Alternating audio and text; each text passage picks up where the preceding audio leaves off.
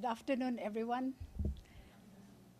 Kababaihan, Kalikasan, Komunidad. What a timely title, because I just came from a trip in Laos, and I had so much insights and experiences to share with you on what is the connection of women, agriculture, and climate change.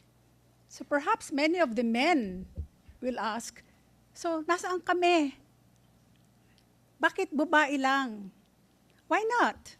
This is the time that we give recognition and value the roles of women in agriculture, and especially in what ways they can be effective agents of change.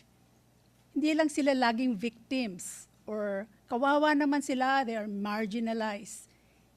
They can be effective, they can change of, especially in making or paving the way for other women.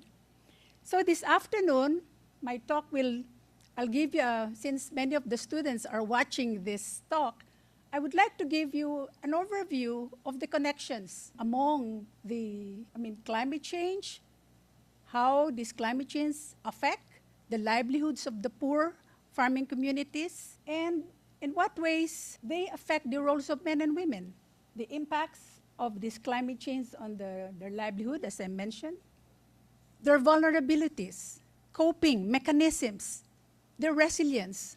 These farmers face these changes, extreme climate events. Every year, during the wet season, they face drought or flood or intrusion of salt. Every year they face these problems. But how do they adapt? And how do they cope? How do they survive? So with my task, or I'm a researcher, maybe you can call me a social worker. I am also an agent of change. So many things. But most of all, I'm a researcher who wants to know what's going on in the village. So my passion is to go there where the action is, ask men and women their lives, and in what way agricultural research can help them. But first of all, I would like to give you some definitions. I'm not going to talk about sex and gender because I'm sure you know the difference, but I would just like to talk about adaptation measures. These seek to reduce vulnerability of crop and livestock, because agriculture encompasses crop, livestock, aquaculture, agroforestry, and adaptation is making anticipatory adjustments. Sino ba yung mga babaeng walang nakatagong pera? We always think of the future. We always anticipate for an emergency.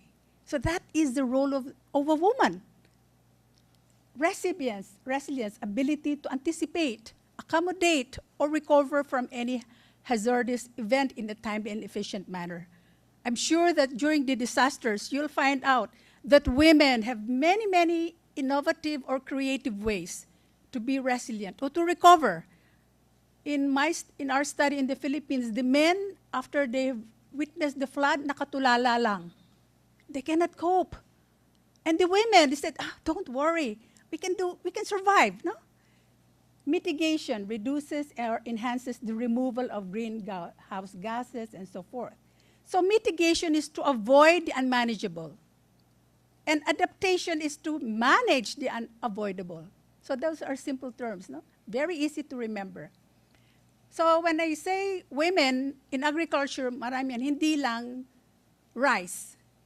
But I'm always talking of rice because I came from the International Rice Research Institute. So when we talk about climate change, we talk about the effects ang effect nito lagi ay extreme climate variability. Sobrang init, sobrang lamig, and salinity in coastal areas. And this affects the livelihood.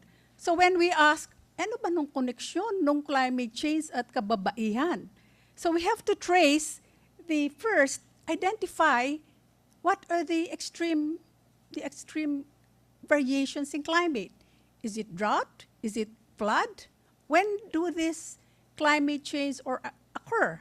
During the wet season, dry season? How often do this occur? 5 years, every 5 years, and so forth. And then all of this affect the livelihood, crop production, agriculture, livestock, human health, and environmental phenomenon. So this affects the livelihood and, most important, food security. And in this, within these different kinds of livelihood, the women and the men play very important roles. And then after identifying the roles and gender relations, then we identify the constraints and in what ways science, extension, development efforts, and policy can help mitigate or alleviate poverty and help these men and women adapt to the climate change risks. So when we talk about gender, or even rice technology in particular, they say, well, they are gender neutral. We develop technologies for men and women. It's not only for men, it's not only for women. Climate change is also gender neutral because it affects the household. But we should remember that men and women have different roles and responsibilities. They face different impacts because they perform different tasks. And therefore, and also they have different knowledge and skills. They have different access to roles and responsibilities. So if a technology is considered as gender neutral, a technology in, for example, direct seeding can eliminate women's only source of livelihood, for example, transplanting. So can we still say that it is gender neutral? So we need to know whether there are distinct gender roles and in what ways these new technologies will affect them differently. So I would like to go back and just tell you, these are all, we all know this, whether you go to different countries in Asia, that men and women have different roles. They said that the men do heavy tasks, and these are all dictated by the society, that men prepare the land, they plow the field, and so forth. But women are also involved in transplanting, holding seedlings, and so forth. So these are the traditional gender roles in every country. But there are also different vulnerabilities. So we need to do research to find out, are there differences in gender roles, or do the gender roles change because of economic circumstances? Before, women's role is just to cook, stay in the house. But out of economic circumstances, more and more women now have to earn income because income is not enough. And in the Philippines, as you mentioned, more women now are migrating, leaving men behind to take care of the children. So there's this changing gender roles. So why focus on women? Because when the men leave, the women have increased responsibility in the household and in the farm. And this is happening in many parts in Asia based on our study, except for the Philippines, because it's actually the women who migrate. So men are considered as the breadwinners, but the women become de facto heads of households. So when I say de facto, they make decisions, even because the men are not there. So they may have increased difficulty in accessing resources, for example, in India, lack of fuel in Nepal, and in other places, water in Vietnam, in Laos, and so forth. So this may increase women's workload, the household responsibilities. Women are less mobile, except in Vietnam, where you see women, riding the motorcycles. But how about those women who don't have access to bicycles? They have this constraint of going,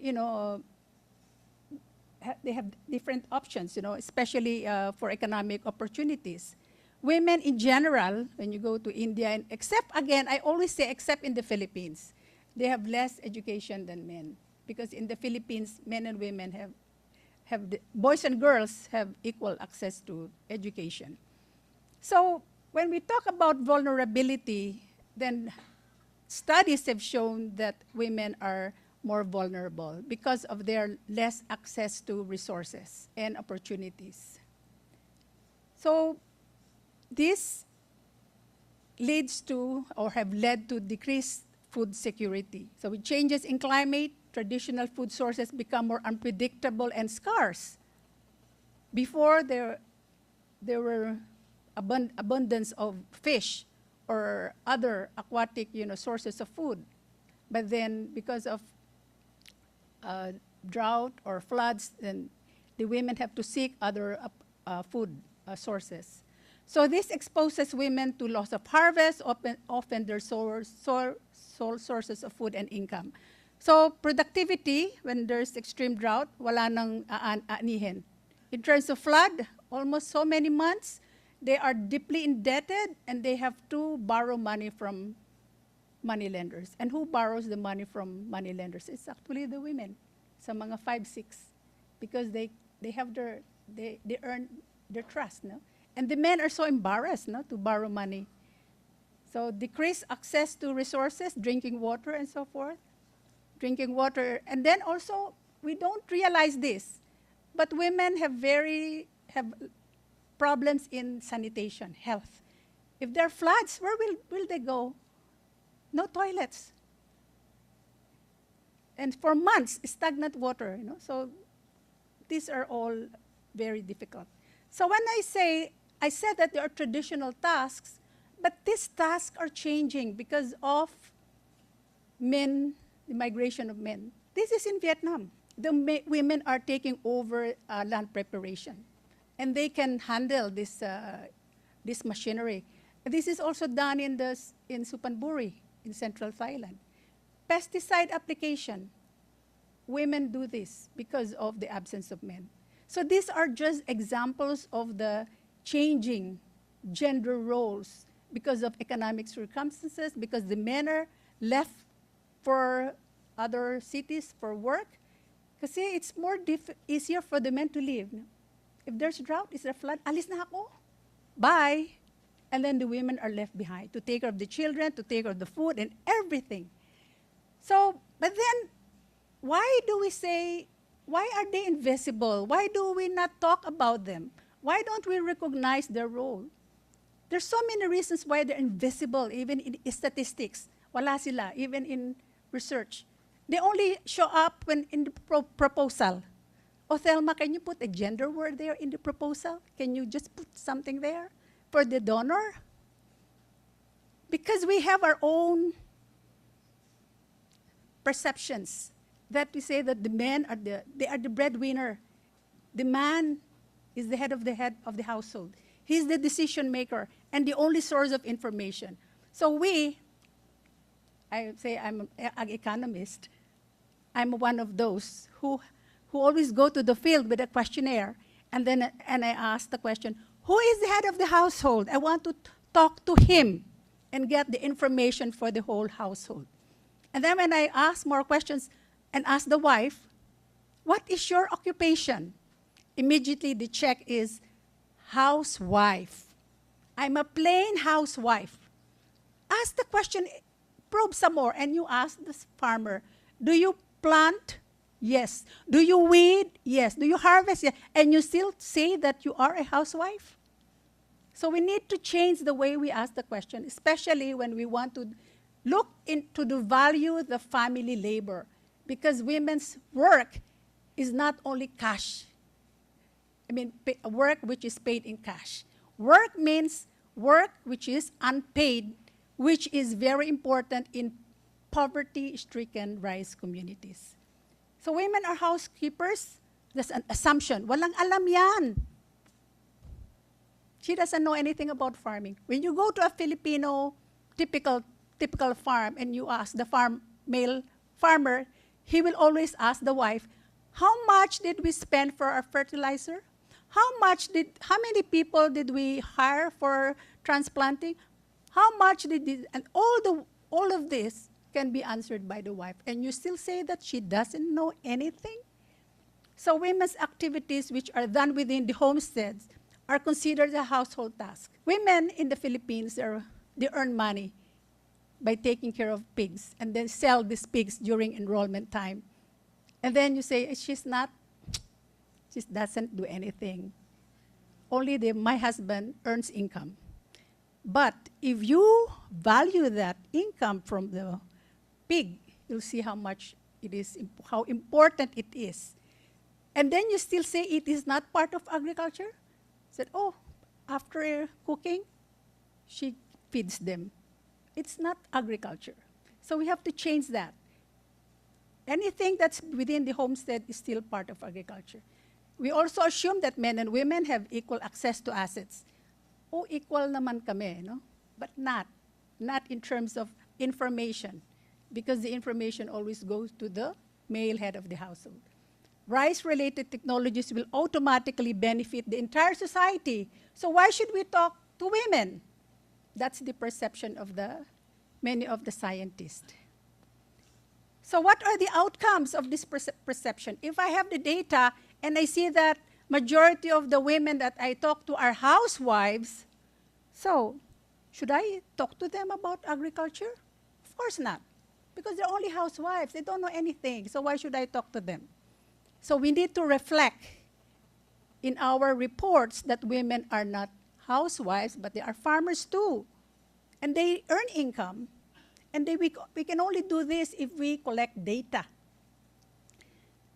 And so exclusion of women in agriculture extension, unintended negative consequences of women and family welfare. When you introduce a labor-saving technology, who benefits? Are the women displaced from their, and did they lose the income? The only income during harvest season, the only income. Sabi nung mga iba, wala nga kaming pangbili ng bagoong wala na kaming hanap buhay dito sa bukid. Lahat mechanized na. So non or underrepresentation of women. So these are the outcomes of our presumptions and make these women invisible. So what we want to do is make them visible through research, because I'm a researcher. So there are many opportunities to do research in climate change. And we ask simple questions. Do men and women have similar perceptions and knowledge on climate variability? Nakakaalam ba sila? Yes, in our research. They have the same perceptions because they are exposed to this extreme climate shocks. How do the different types of climate change or environmental stresses, such as droughts, flooding, salinity, affect men and women? For the women, they say, well, wala kaming pagkain. Maybe the men, wala kaming income. You know, they have different ways of responding and also telling us how do they feel the shock. In what ways do they adapt? In India, they say, well, we keep our fuel wood, no? So summer, you'll see they keep on collecting cow dung. Pataas ng pataas. I don't know whether you have been in India, where you see these cow dung cakes, dry cow dung cakes. Pataas ng pataas, and they call it kessel, no? Because of the value, you know, of this fuel wood to them. Otherwise, they have to walk, and they have to spend a lot of time cooking. So these women have different ways they have these anticipatory strategies. How may gender roles change when climate conditions change? What are the gender-differentiated constraints to adoption of climate-smart technologies? So we are doing this research. We have done it in India. We're doing now under the SICAFs in Laos, in Vietnam, and some other areas. So we need to have a hypothesis to test, but we need to examine gender-differentiated impacts. Impact on agricultural production, food security, health, water and energy sources, migration and conflict, natural disasters. So there's a lot of areas for research. There's a dearth of research on this because very few people do field work, or those who do field work do not document or do not collect data systematically. Hindi naman pwedeng pagdating mo doon, sasabihin mo lang, ay, kawawa naman yung mga babae. We have to put that in numbers. So what we do is to quantify the labor contributions of women. In the Philippines, it's less than 20, it's the lowest among the Asian countries. Kuro mga 25% lang. In India, 70 to 80% of the total labor inputs in rice production, there is the contribution of women. Sa Laos, about 46%. In Vietnam, 50%. So we can now show the scientists that, hey, you see the contribution of the women in rice production is very important, significant, and we should not ignore women when we introduce rice technologies. So in the Philippines, this is in Nueva Ecija, this was done by Gurley Tatlonghari. The shift from farmer's wife to farm manager, budget keepers to entrepreneurs. No? So now they're entrepreneurs kasi they have to. Increase in the number of women in membership in farmers association. So hindi lang sila farmer, they have low participation in field activities, but they're very empowered no, in the membership, in cooperatives, and that's good. Women take on non-traditional jobs, like tending mobile stores using motorcycle, tricycle driver. You know, only the men drive the motorcycle, but now you see women. You see, they also, they're so always busy. They have to earn income. They always ask us, is there an opportunity to earn income? Because women's income is very important for the children's education, children's welfare, and so forth, and all. This had been based on studies. So what do they do? What can they do? They adjust their rice planting. Ahead or late. They resow. That means pag nawala, when the seedlings are damaged, they replant. And this is a very important role of women. They buy seedlings from other farmers. Whether it's good or bad, that's another question. They choose varieties with high yield and tolerance to flooding, build higher dikes, secure crop insurance, store or farm machinery. So these can go on and on, this list. And just as I said, I came from Laos, and we found out that farming is family labor, not like in the Philippines, where rice farming is not done more by hard labor. Wala na yung family. In Laos, still family. And the women contribute about 46%. That's substantial. They are responsible for transplanting, weeding, and they have less access to climate-smart technologies. In fact, the men were asking us, why do you keep on asking what women do? You know, they were just wondering why we have to ask what women do. And this is very important, women are hardly dependent on edible food from the environment. This is, to me, a very, very exciting experience to see that they eat anything edible. Snakes, frogs, snails, crickets, anything, all kinds of vegetables. And you just see who are in the market? All women. They gather and they sell. And these are all, you know, the things they sell in the market. And this we take for granted. And that is why the farmers do not apply pesticides in rice production. And what a combined activity. I want to show this to you, mother, that you are taking care of your baby here, and this woman is cutting palm, you know, this coconut palm fruits. And just look at the baby under. She's taking care of the baby. If only there's a daycare center in the village, if there's only a way that can help these women earn, but they have to do this, you know, combined. This is what the women face.